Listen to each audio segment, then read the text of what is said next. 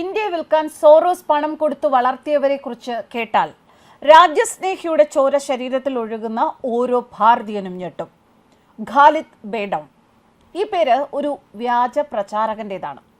കാശ്മീരിനു വേണ്ടി ഭാരതത്തിനെതിരെ വ്യാജ പ്രചരണം നടത്തി ഭാരതത്തെ ഒരു ഫാസിസ്റ്റ് രാഷ്ട്രമായി ഉയർത്തിക്കാട്ടുന്നതിനുള്ള പ്രചാരണങ്ങൾക്ക് നേതൃത്വം നൽകുന്നതിന് ഇദ്ദേഹത്തിന് കൂട്ടായി നിന്നത് ഒരു സംഘടനയാണ്, ഹിന്ദു ഫോർ ഹയർ എന്ന സ്ഥാപനം.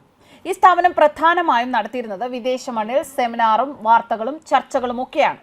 ഇങ്ങനെ നടത്തി ഭാരതത്തിനെതിരെയുള്ള പ്രചാരണങ്ങൾക്ക് കൊഴുപ്പുകൂട്ടി. ഹിന്ദു ഫോർ ഹയർ എന്ന സ്ഥാപനത്തിന്റെ പിന്നിൽ പ്രവർത്തിച്ചത് തിസ്ത സെതൽവാദ് ഉൾപ്പെടെയുള്ള ആക്ടിവിസ്റ്റുകൾ. ഈ സംഘടനയുടെ സഹസ്ഥാപകയായ Sunita Vishwanath Soros reproductive health ഫെലോഷിപ്പിന്റെ മുൻ അസോസിയേറ്റ് ഡയറക്ടറാണ്. ഇവരുടെ തന്നെ സഹസ്ഥാപനമായ വുമൻ ഫോർ അഫ്ഗാൻ വിമൻ എന്ന സംഘടനയ്ക്ക് ഫണ്ട് ചെയ്യുന്നതും സോറോസിന്റെ സംഘടനയാണ്. ഭാരതവും ഫ്രാൻസും തമ്മിലുള്ള റഫാൽ യുദ്ധവിമാന ഇടപാട് ആഗോളതലത്തിൽ വലിയ അഴിമതി ആരോപണങ്ങൾ നേരിട്ടിരുന്നു. ഫ്രഞ്ച് NGO ആയ ഷെർപ്പ അസോസിയേഷനാണ് ഇതിനെതിരെ ഫ്രാൻസിൽ പരാതി നൽകിയത്. ഷെർപ്പയ്ക്ക് ഇതിന് ധനസഹായം നൽകിയത് സോറോസ് ആയിരുന്നു. എന്നാൽ അത് നേരിട്ടായിരുന്നില്ല. പകരം Sigrid Rausing Trust, Charles Leopold Mayer Foundation for the Progress of Humankind, അങ്ങനെ 2 ഉപകമ്പനികൾ ഇവ വഴിയായിരുന്നു സാമ്പത്തിക കൈമാറ്റങ്ങൾ നടത്തിയത്. ഭാരതത്തിന്റെ ഉൽപ്പന്നങ്ങൾ ബഹിഷ്കരിക്കാൻ ബോയ്കോട്ട് ഇന്ത്യ എന്ന പേരിൽ മുസ്ലിം ബ്രദർഹുഡിനൊപ്പം പാകിസ്ഥാനും തുർക്കിയും ഖത്തറും ചേർന്ന് 2018 ആരംഭിച്ച സാമൂഹിക മാധ്യമ പ്രചാരണങ്ങൾ താഴെത്തട്ടിൽ നടപ്പിലാക്കിയത് ഇത്തരം സംഘടനകളായിരുന്നു.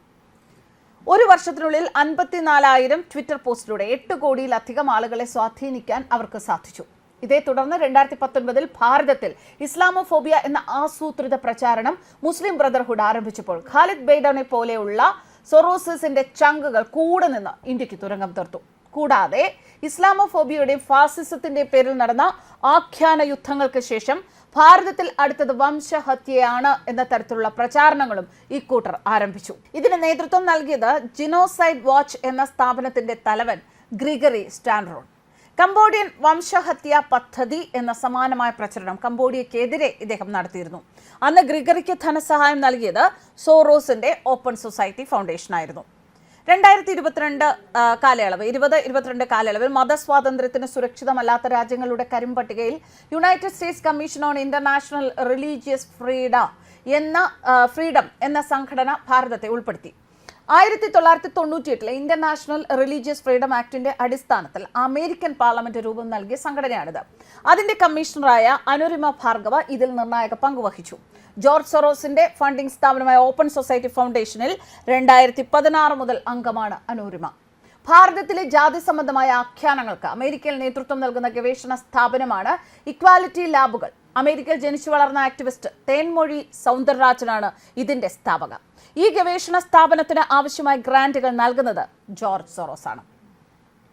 എന്താണ് പ്രധാന ലക്ഷ്യം? ഹിന്ദുക്കളിൽ ഭിന്നിപ്പുണ്ടാക്കുക. അത് തന്നെയാണ് അടിസ്ഥാന ലക്ഷ്യം. അതുകൊണ്ട് തന്നെ ജമാഅത്തെ ഇസ്ലാമിയുടെ പിന്തുണ തേൻമൊഴിക്കുണ്ട്.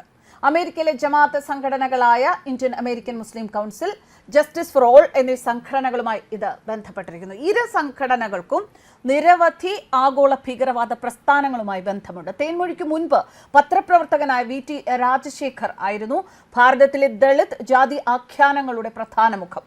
രാജശേഖറിന്റെ മകൻ സലിൽ ഷെട്ടി സൊറോസിന്റെ ഓപ്പൺ സൊസൈറ്റി ഫൗണ്ടേഷന്റെ വൈസ് പ്രസിഡന്റ് ആയിരുന്നു. അനധികൃതമായി വിദേശ പണം സ്വീകരിച്ചതിന് ഭാരതത്തിൽ നിരോധിക്കപ്പെട്ട ആംനസ്റ്റി ഇന്റർനാഷണലിലും ആക്ഷൻ എയ്ഡ് ഇന്ത്യയിലും സനിൽ ഷെട്ടി പ്രവർത്തിച്ചിരുന്നു. ആക്ഷൻ എയ്ഡ് ഇന്ത്യയിൽ ഷെട്ടിയുടെ മുൻഗാമി ഹർഷ് മന്ദർ ആയിരുന്നു. UPA സർക്കാരിന്റെ കാലത്ത് മൻമോഹൻ സിംഗിന്റെ ദേശീയ ഉപദേശക സമിതി അംഗമായും ഇയാൾ പ്രവർത്തിച്ചു. പാക് ചാര സംഘടന ISI ഏജന്റും വിഘടനവാദിയുമായ അയൂബ് താക്കൂർ സ്ഥാപിച്ച ദ ജസ്റ്റിസ് ഫൗണ്ടേഷന്റെ ഉപദേശകരിൽ ഒരാളായിരുന്നു മന്ദർ. മാത്രമല്ല ഓപ്പൺ സൊസൈറ്റി ഫൗണ്ടേഷന്റെ ഹ്യൂമൻ റൈറ്റ്സ് ഇനിഷ്യേറ്റീവ് ഉപദേശക സമിതി മുൻ ചെയർമാനുമായിരുന്നു. ഈ ദേശവിരുദ്ധ ശക്തികളുടെ കയ്യിലെ പാവകളാണ് രാഹുലും കോൺഗ്രസും എന്ന കാര്യത്തിൽ തർക്കമില്ല. നമുക്കറിയാം, ഭാരതത്തിനുള്ളിലേക്ക് ഒന്ന് കടന്നു കയറാൻ ബോംബും തോക്കുമായി കാത്തിരിക്കുന്ന ഇസ്ലാമിസ്റ്റുകളുണ്ട്, കമ്മ്യൂണിസ്റ്റ് ചൈന വരെയുള്ള ശത്രുക്കളുണ്ട്.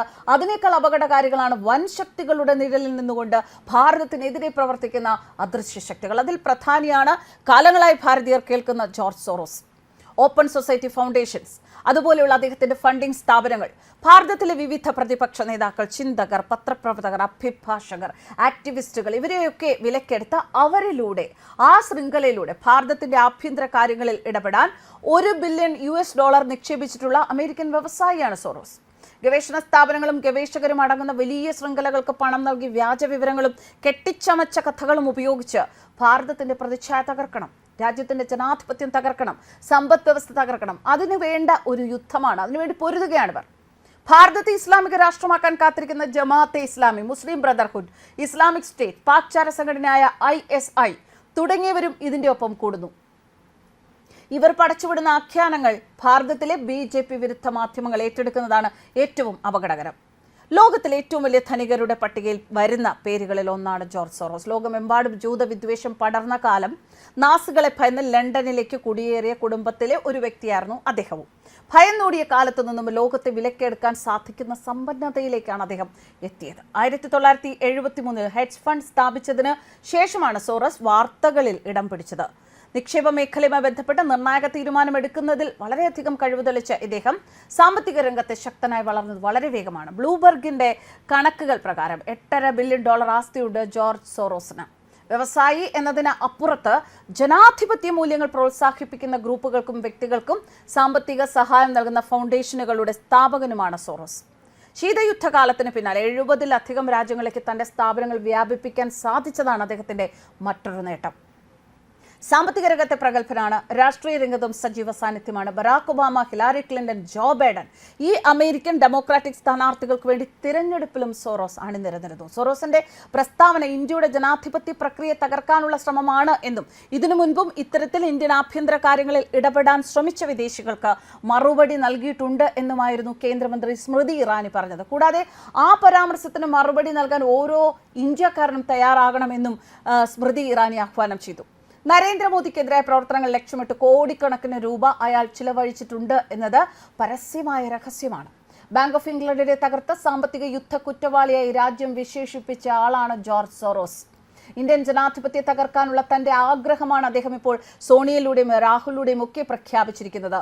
മറ്റ് രാജ്യങ്ങളിലെ സർക്കാരിനെ താഴെ ഇറക്കാനും തനിക്ക് പ്രിയപ്പെട്ടവരെ ഭരണമേൽപ്പിക്കാനുമുള്ള സാമ്രാജ്യത്വ ശക്തികളുടെ ശ്രമമായാണ് ഈ പരാമർശത്തെ കാണേണ്ടത് എന്ന വാദവും നിലനിൽക്കുകയാണ്. തന്റെ കാഴ്ചപ്പാടിലൂടെയാണ് ലോകം പ്രവർത്തിക്കുന്നത് എന്ന് മാത്രം കരുതുന്ന ന്യൂയോർക്കിലെ ഒരു വൃദ്ധനായ കോടീശ്വരൻ മാത്രമാണ് സോറോസ് എന്നായിരുന്നു വിദേശകാര്യമന്ത്രി S ജയശങ്കറിന്റെ വിലയിരുത്തൽ. എന്തായാലും സോറോസ് എന്ന ഈ വ്യക്തി ഭാരതത്തിനാകമാനം വിഷം തീണ്ടുന്ന, ഭാരതത്തിനെ ആകമാനം അപകടത്തിലാക്കുന്ന ഒരു വലിയ കെണി തന്നെയാണ്. News desk കർമാനസ്.